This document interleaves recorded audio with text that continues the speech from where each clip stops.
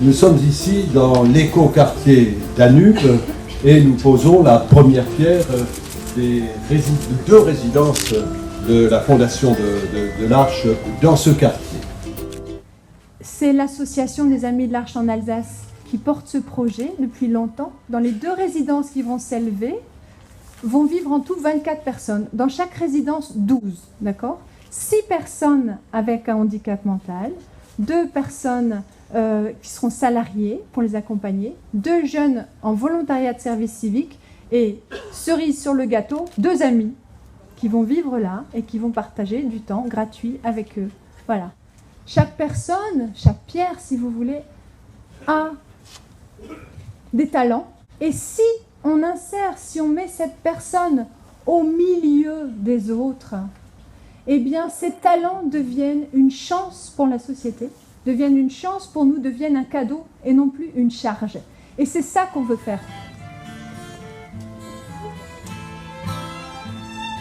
Le choix de l'écoquartier Danube pour accueillir cette résidence n'est pas neutre, c'est avant tout un vrai morceau de ville en devenir qui, pour développer de la diversité sociale et fonctionnelle, promeut une approche partenariale.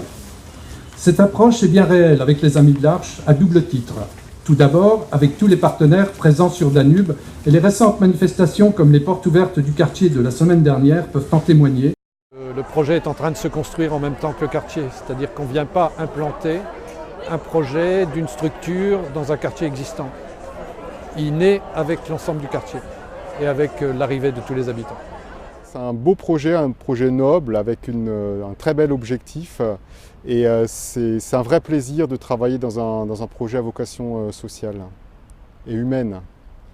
Le projet d'une société, c'est de partager la vie, vous l'avez dit.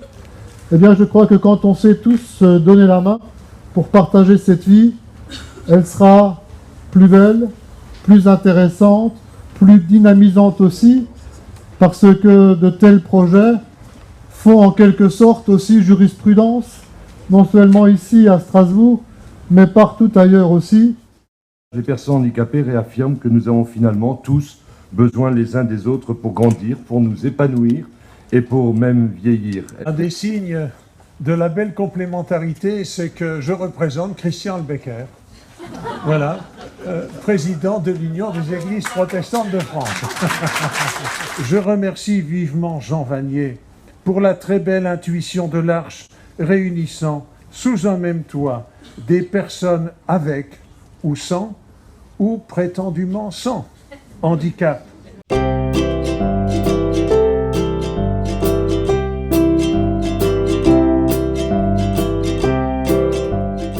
Ce qui me plaît, c'est que c'est un projet très humain, de partage, de beaucoup de respect de la personne au sens large, y compris avec ses différentes difficultés et toute la richesse qu'elle peut apporter dans notre vie au quotidien. Voilà, tout simplement.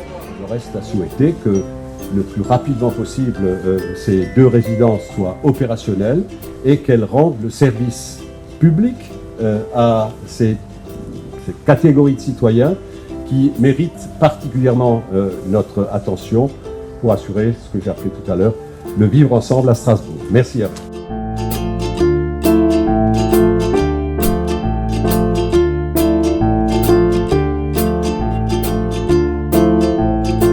Et je remercie l'Arche. Arche pour tout ce que vous avez fait à moi. Merci beaucoup. Et c'est pas encore commencé. Oui, merci beaucoup tout de même.